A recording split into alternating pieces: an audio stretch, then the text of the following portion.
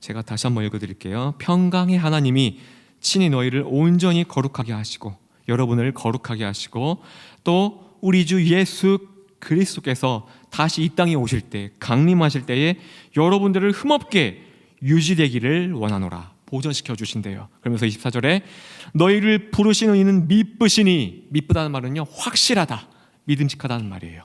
미쁘시니 그가 또한 능히 이루시리라. 아멘. 이 두 절의 말씀을 가지고 확실하신 하나님을 만나면 확실한 고백이 나옵니다 라는 제목으로 하나님 말씀 증거하도록 하겠습니다. 어느 목사님께서 사용하신 예화를 살짝 빌려다가 여러분들에게 전해드리고자 합니다. 그냥 하면은 범죄니까 밝힐게요. 어느 목사님께서 사용하신 예화예요. 제가 잠시 빌려 쓰겠습니다. 17세기에 살았던 사람인가 봐요. 월터 마샬이라는 사람이 있었는데 이 사람은 제가 아까 고백했던 것처럼 은밀한 죄에 빠져 살았대요. 그러면서 죄책감에 완전히 그냥 강력하게 짓눌려 있었던 것 같습니다. 하나님이 두려웠대요. 그리고 자신에 대한 절망에, 아주 깊은 절망감에 빠져 있었던 사람이에요. 월터 마샬. 이 마샬이요 너무 괴로워하다가 어느 날 토마스라는 신학자를 찾아가게 됩니다. 토마스. 그리고 자신의 이 모든 은밀한 죄들을 다 털어놓았대요. 이 고민을 다 듣고 이 신학자 토마스가 이렇게 얘기했다고 합니다. 마샬, 자네는 지금 자네가 짓고 있는 가장 나쁜 죄에 대해서는 정작 빼놓고 지금 나한테 이야기하고 있어. 그것은 바로 불신앙의 죄야. 불신앙. 자네는 지금 자네가 나한테 털어놓은 은밀한 죄들, 열거했던 이 죄악을, 그러한 죄들을 용서하시고 자네의 본성을 거룩하게 하실 예수님을 진심으로 믿고 있지 않다네. 이 말을 들은 마샬이요 큰 충격에 빠졌대요. 그동안 자기가 짓는 가장 큰 죄는 육체적인 음란, 거짓말, 거듭나지 못한 어떠한 성품이라고 생각했었는데 자기가 한 번도 상상해 본 적이 없는 끔찍한 죄, 이 무서운 죄, 불신앙의 죄를 모르고 있었다는 것을 이 마샬이 깨달았다는 거예요. 자기의 모든 죄를 용서하실 뿐 아니라 이 자신의 본성 자체를 완전히 바꿔주실 예수님을 실제로 믿고 있지 않았다는 거예요. 여러분, 설교에서 이런 말씀 많이 들어보지 않았습니까? 문제를 바라보지 말고 누굴 바라보라? 하나님을 바라봐라. 큰 문제를 바라보지 말고 그 큰 문제보다 더 크신 하나님을 바라봐라. 우리는 무수히 많이 들었어요. 이 말씀이 어디에서 인용이 되었냐면요, 바로 히브리서의 말씀이에요. 제가 정말 좋아하는 말씀인데, 믿음의 주요 또 모든 것을 온전하게 하시는 예인 예수를 바라보라. 아멘. 마샬은요 이것을 깨달았어요. 은밀하게 짓는 죄 때문에 괴로워서 이것을 끊고자 많은 노력을 해봤지만 오히려 이것들이 마샬의 목을 더 조여왔다는 거예요. 문제를 내가 노력해서 개선해보겠다 했으나 얻어지는 결과물은 뭐죠? 죄책감이라는 거예요. 죄책감. 얼마나 많은 사람들이 이것에서 자유하지 못하고 살아갑니까? 우리 주변에도요 이러한 죄책감에 묶여 혼란스럽고 또 힘겹게 신앙생활하는 사람들이 너무나 많다는 겁니다. 성도 여러분, 우리는요 허물 많은 존재예요. 언제든 우리는, 저와 여러분은 넘어질 수 있는 존재들이라는 거예요. 서로가 관계를 맺어가며 살아갑니다. 그렇죠? 우리는 관계를 맺어가며 살아가는 존재들이에요. 어떻게 우리가 상대방에게 거룩한 모습만 볼 수 있을까요? 그렇죠? 완벽한 모습만 우리는 보면서 할 수 없어요. 언제든 우리의 허물과 연약한 모습을 여러분들에게 저 또한 보일 수 있다는 거예요. 교역자인 저부터요. 우리가요 말씀을 제대로 알지 못하면, 깨닫지 못하면, 제대로 된 은혜, 그레이스를 만나지 못하면 우리의 허물을 향해 정죄하며 찔러대는 저들의 손가락, 그거 하나에 우리는요 언제든지 무너질 수 있다는 거예요. 손가락 하나에, 말 한마디에 우리는 얼마든지 죄책감에 빠질 수 있는 존재라는 거예요. 그래서 우리는 말씀을 제대로 알아야 돼요. 우리는요 제대로 보아야 돼요. 내게 주시는 은혜를 진실로 만나야 한다는 거예요. 그래야 우리는 흔들리지 않는다는 겁니다. 그래야 죄책감에서 벗어나 흘러가는 물결이 우리는 둥둥둥 떠내려갈 수 있다는 거예요. 오늘 본문 말씀의 주인공 사도 바울 한번 보겠습니다. 사도 바울은 아마도요 죽을 때까지 죄책감 때문에 시달리지는 않았을 거예요. 자신의 허물, 연약함 때문에 앞으로 나가지 못하는 일은 한 번도 없었을 거예요. 장담합니다. 왜 그럴까요? 바울은요 믿음의 확신을 가지고 이렇게 고백했기 때문이에요. 오늘 제목이 바로 바울의 고백입니다. 평강의 하나님이 친히 너희를 온전히 거룩하게 하시고 또 너희의 온 영과 혼과 몸이 우리 주 예수 그리스도께서 다시 강림하실 때에 흠없게 보존되기를 원한다. 너희를 부르시는 이는 미쁘시니, 쉬운 번역으로요, 너희를 부르시는 이는 믿음직한 분이니, 너희를 부르시는 이는 확실한 분이니 그가 능히 이루시리라. 아멘. 이게 바울의 고백이에요. 하나님께서 우리를 온전히 거룩하게 하신대요. 우리의 영과 육을 예수님이 이 땅에 다시 오실 때까지 흠없게 보존시켜 주신대요. 하나님은 믿음직한 분이래요. 확실하신 분이래요. 하나님께서 이 모든 것을 능히 이루신대요. 바울은요 이 하나님을 만났어요. 이렇게 역사하신 하나님을 만났다는 거예요. 그러니 바울은 적어도 이 죄책감과 우울증에서만큼은요 자유로웠다는 거예요. 저 원수들의 손가락질에, 바울의 과거에 대해서 손가락질하고 정죄하는 그들의 말과 손가락에 적어도 여기서는 바울은 굳건하게 앞으로 전진할 수 있었다는 겁니다. 얽매이지 않고요. 가만 보면요 실제로 바울은 그 누구보다 죄책감과 우울증에 시달려야 할 사람이에요. 맞죠? 그 누구보다 가장 심각하게 말이에요. 왜 그럴까요? 바울은 과거에 예수 믿는 자들을 핍박했던 자예요. 징호했던 자예요. 스데반을 죽인 장본인이에요. 흉악자예요. 포악자예요. 그가 바로 바울이었어요. 그런데 그런 바울이요 사도행전 9장을 보면요 다메섹에서 예수님을 만나는 내용이 나옵니다. 거기서 완전히 뒤바뀌는 사건이 나오게 되는데, 이때부터 바울은요 예수님께 완전히 올인하는 인생을 살게 돼요. 그러나 문제가 하나 있어요. 바울이 변화되기 전의 모습을 잘 알았던 많은 사람들이 있었는데 그게 바로 베드로 같은 예수님의 사도들, 그런 제자들이었어요. 바울이 등장하니까 두려워해요. 여기저기서 비난이 쏟아져요. 그동안 바울이 지었던 죄목들, 바울의 인격들을 포함해서 비난하기 시작해요. 불신의 눈초리로 쳐다봅니다. 이러한 많은 장애가 있음에도 불구하고 바울은 기죽지 않아요. 그냥 앞으로 쭉쭉쭉쭉 나갔다는 거예요. 나를 완전하게 변화시켜 주신 예수님만 붙들고 자신 있게 나아갔다는 거예요. 결과 시간이 흐르고 그 바울을 통하여 역사하신 예수님을 보고 인정하고 바울을 높여주지 않습니까? 사랑하는 성도 여러분, 여러분에게도요 이러한 믿음이 있기를 간절히 소망합니다. 여러분을 죄책감에 빠지게 하는 허물, 하나님과 성도들 앞에서 떳떳하지 못하게 방해하는 허물, 그것과 씨름한다고 결코 그것들이 물러나지 않는다는 거예요. 여러분은요 결코 그것들을 이길 수 없다는 겁니다.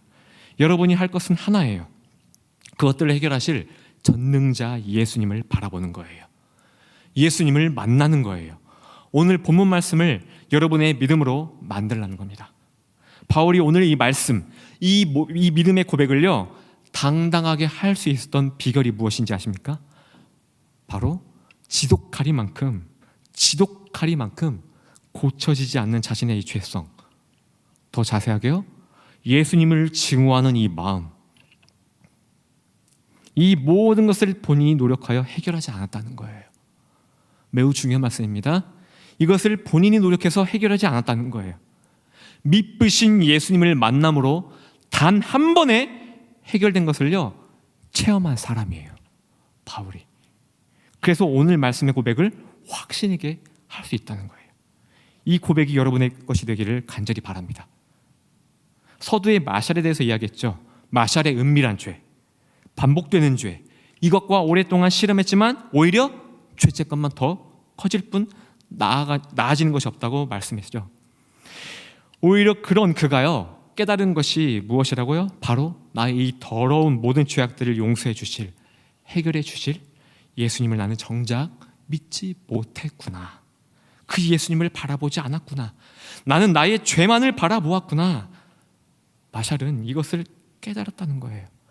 아니, 깨달았다는 표현보다는요, 예수님을 만난 겁니다. 바울이 다메섹에서 예수님을 만난 것처럼 마샬도 예수님을 만났다는 거예요.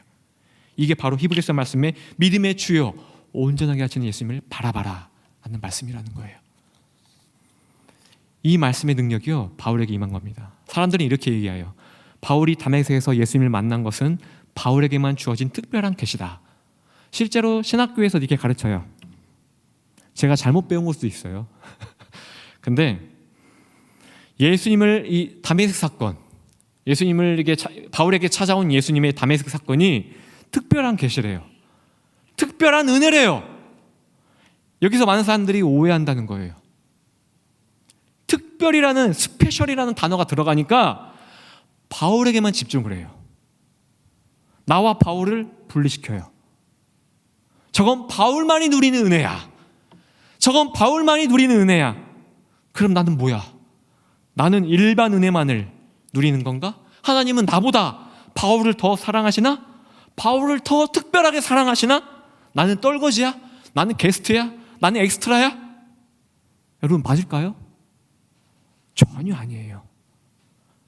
특별하다는 것은요, 바울이 겪었던 그 특별한 경험을 말하는 게 아니에요. 특별하다는 것은요, 바로 예수님의 은혜를 말하는 거예요. 다시 한번요, 특별하다는 것은 바울이 겪은 스페셜한, 막 눈이 막 광채가 막서, 누구예요? 사울아, 네가 나를 왜 핍박하느냐? 이런 사건 하나를 특별하게 보는 게 아니라, 특별함은 바로 바울에게 임한 예수님의 은혜를 특별함이라고 말한다는 겁니다. 여러분의 은밀한 죄, 습관처럼 반복되는 여러분의 죄악을 단번에 해결해 주실 미쁘신 예수님의 능력, 예수님의 은혜, 예수님의 사랑, 이것이 특별하다는 거예요. 그러므로 다메섹에서 예수님 만난 바울의 이 특별한 은혜는요, 지금 이 자리에서도 여러분들에게 일어날 수 있다는 것을 믿으시기 바랍니다. 성도 여러분, 이 특별한 은혜는요, 바울의 노력이 조금도 섞여 있지 않아요. 사도행전 9장의 말씀을 가지고 제가 계속해서 인용하겠습니다. 이 특별한 은혜는요, 사도 바울의 노력이 조금도 섞여 있지 않습니다. 그저 하나님의 은혜예요. 이 세상 사람들 다 변하여도 우리를 핍박하는 저 괴물 같은 죄인 중에 괴수인 저 바울은 절대 변하지 않을 거야. 저 사람이 변한다면 정말 기적 중에 기적일 거야. 네, 기적이 일어났어요. 그것도 단번에 말이에요. 주목할 것은 바울이 변화된 것은 순전히 예수님의 은혜라는 거예요. 바울이 죄악을 끊고자 노력한 게 아니에요. 바울이 한 것은 그저 크리스천을 잡기 위해 혈기가 꽉 차고 기세가 등등했다라고 나와요. 말씀 보면 바울이 한 거는 여러분처럼 예수님을 잘 믿는 사람들을 잡아다가 감옥에 끌어넣기 위해 쫓아간 것뿐이에요. 바울이 한 거는 그거예요. 바울이 한 거 없습니다. 바울이요, 죄책감에 빠져 있을 때 만난 게 아니에요. 바울은요, 그냥 예수님을 믿는 여러분과 같은 예수님을 잘 믿는 사람들을 잡기 위해 가다가 길에서 예수님을 만난 거예요. 그냥 예수님을 바라봤습니다. 여기서 바울은 새 사람으로 거듭났다는 거예요. 죄인 중에 죄인이요, 괴수였던 바울을 감히 누가 변화시킬 수 있겠습니까? 아무도 없어요. 그러나 미쁘신 예수님께서 단번에 바울을 박살냈다는 것을 믿으시기 바랍니다. 이런 하나님을 향해 우리는 미쁘신 하나님, 확실하게 일하시는 하나님, 확실하게 역사하시는 하나님, 그래서 우리는 그 미쁘신 하나님을 찬양한다는 거예요. 보십시오. 제 딸이 지금 6살인데 뭐 미운 5살이라고 하는데 제가 봤을 때 아닌 것 같아요. 미운 6살인 것 같아요. 아무리 잔소리하고 아무리 무릎에 앉혀놓고 아무리 얘기해도 안 고쳐집니다. 저 또한 철부지 시절 때 저희 부모가 그렇게 때리고 그렇게 잔소리하고 해도 안 돼요. 부모는요, 결코 자녀를 변화시킬 수 없습니다. 교사도 선생님들도 학생을 변화시킬 수 없어요. 개선은 시킬 수 있겠죠. 사람은 사람을 변화시킬 수 없다는 겁니다. 우리에게는 그런 능력을 하나님이 주시지 않았어요. 사람을 변화시킬 수 있는 능력은 순전히 하나님의 영역이에요. 하나님의 고유 영역이라는 거예요. 우리는요, 사람을 많이 바꿔보고자 많은 에너지를 쏟습니다. 그러다 보니까 말과 행동을 통하여 우리가 실수를 하게 돼요. 저 사람을 한번 바꿔보자 죄악을 지적도 해봐요. 저 사람을 바꿔보고자 허물을 지적해요. 보십시오. 고난에 빠진 욥을 위로하고 살려보고자, 고난에 빠진 욥을 살려보고자, 위로해보고자 누가 찾아옵니까? 엘리바스가 찾아와요. 빌닷이 찾아와요. 소발이 찾아옵니다. 똑똑한 사람들, 믿음이 뛰어난 사람들입니다. 결과는 어떻습니까? 결국에는 처음엔 좋게 그라사하기 시작하다가 결국에는 자기의 믿음이 최고라고, 자기의 말이 최고라고 그렇게 떠들어야 되는 거 아니에요? 결국 바리새인과 같은 독설만 뿜어 된다는 거예요. 이게 사람의 한계예요. 이게 우리의 한계라는 거예요. 성도 여러분, 한 사람을 바꿔보고자 이 세상에는요, 수많은 좋은 글들이 넘쳐납니다. 감동을 주는 글들이 너무나도 많아요. 시원하게 지적해주고 다이렉트하게 쏘는 자극적인 글들도 많이 있습니다. 그러나요, 사람이 만들어낸 이 감동과 지식, 훈계로는요, 역사적으로 그 누구도 단 한 사람도 변화된 사람이 없다는 것을 기억하시기 바랍니다. 여기서 말씀드리는 변화라는 것은요, 전 인격을 말하는 거예요. 우리의 영과 육을 말하는 거예요. 죽음에서 생명으로 옮겨지는 변화를 말하는 거예요. 이것은요, 사람이 할 수 있는 영역이 아니라는 거예요. 오직 미쁘신 하나님, 예수님의 영역이라는 겁니다. 다시 말씀으로 돌아옵시다. 죄인 중에 죄수, 괴수였던 바울, 크리스천들을 잡기 위해 혈기로 충만한 모습, 이 있는 모습 그대로 바울은요, 예수님과 대면했어요. 만났습니다. 예수님은 혈기로 충만한 바울을 향해 너의 모습이 이러니 저러니, 왜 스데반을 죽였니? 왜 나를 믿지 않니? 너 왜 그렇게 사니? 너 왜 나를 그렇게 미워하니?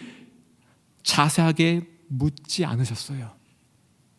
예수님은 바울의 이 죄악들을 대면하는 순간부터 다 이미 우리 바울의 죄악을 품었다는 거예요. 용서하셨다는 거예요. 그러면서 바울이 해야 할 일을 일러 주셨다는 겁니다. 너는 일어나 시내로 들어가. 내가 너에게 행할 것을 하라. 내가 너에게 지시한 것을 알려줄 자가 있느니라.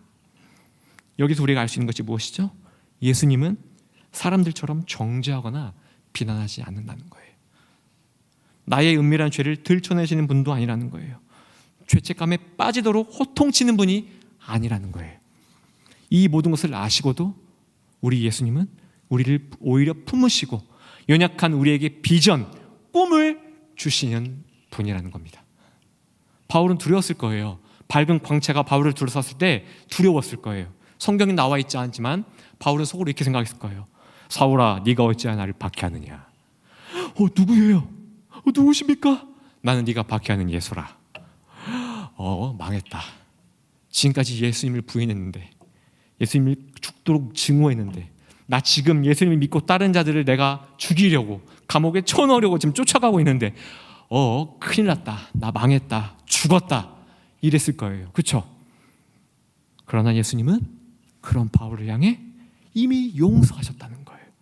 용서의 예수님이 찾아오셨다는 거예요. 십자가의 은혜로 압도됐다는 거예요. 바울은요. 오히려 그에게 해야 할 비전, 사명을 주셨다는 겁니다. 바울은 그 비전을 발견했고 자신을 용서한 그 예수님의 사랑에 압도되어서요, 이후로 죽도록 예수님을 위해 충성하는 종이 되지 않습니까? 이 사건을 계기로요, 바울은 예수님을 절대 신뢰하게 됩니다. 이 세상 그 누구도 예수님을 한 번만 바라보면, 그 예수님을 진짜로 한 번만 바라보고 만나게 되면 나처럼, 죽어도 변하지 않을 것 같던 나처럼 단번에 너희들도 영과 육이 온전하게 변화될 거야. 죽음에서 생명으로 옮겨지게 될 거야. 그러니 너희의 죄를 바라보지 마. 더 이상 그것과 씨름하지 마. 믿음의 주요, 모든 것을 온전하게 하시는 예수님을 바라봐라. 그분은 미쁘신 분이다.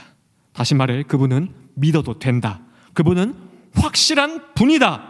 너희를 확실하게 변화시킬 수 있는 분이다. 이게 바로 오늘 본문 말씀이라는 거예요. 이게 바울의 고백이라는 겁니다. 사람을 변화시킨 것은 하나님의 영역이라고 말씀드렸습니다. 하나님의 능력으로만 사람을 변화시킬 수 있다는 거예요.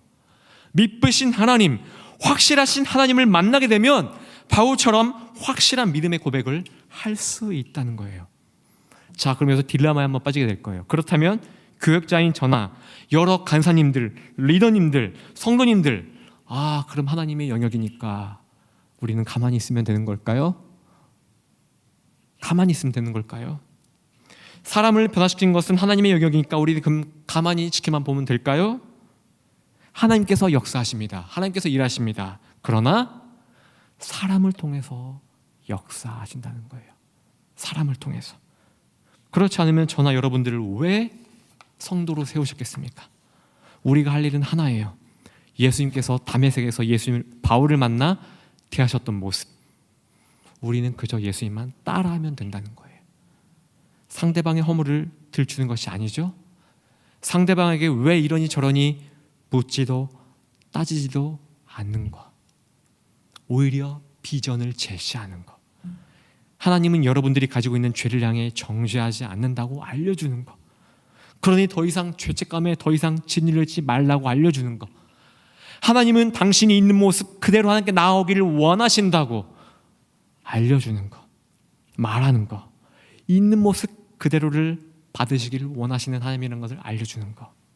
연약한 당신을 통해 큰 소망을 주시는 하나님이라는 것을 알려주는 것.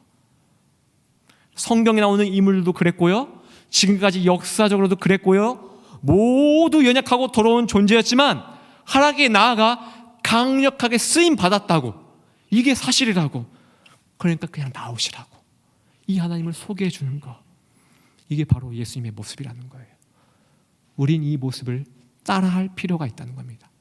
흉내낼 필요가 있다는 거예요. 우리의 이 작은 흉내, 작은 모방, 이 모방을 통해서 그 사람들이 여러분들의 이 작은 모방, 작은 순종, 작은 행함을 통해서 강력하신 예수님을 그들이 발견한다는 겁니다. 그래서 저와 여러분들을 세우신 거예요. 오늘 이 주신 말씀 붙들고 모두가 순종하고 나아가기를 바랍니다. 교역자인 저부터 그리고 우리 모든 성도님들 이 말씀 앞에 순종합시다. 순종하면 우리의 모습을 통해 그들이 예수님을 발견하고 만날 것입니다. 나머지는 예수님이 일하십니다. 이렇게 예수님께 쓰임받는 저와 여러분들이 되시기를 예수님의 이름으로 간절히 바랍니다.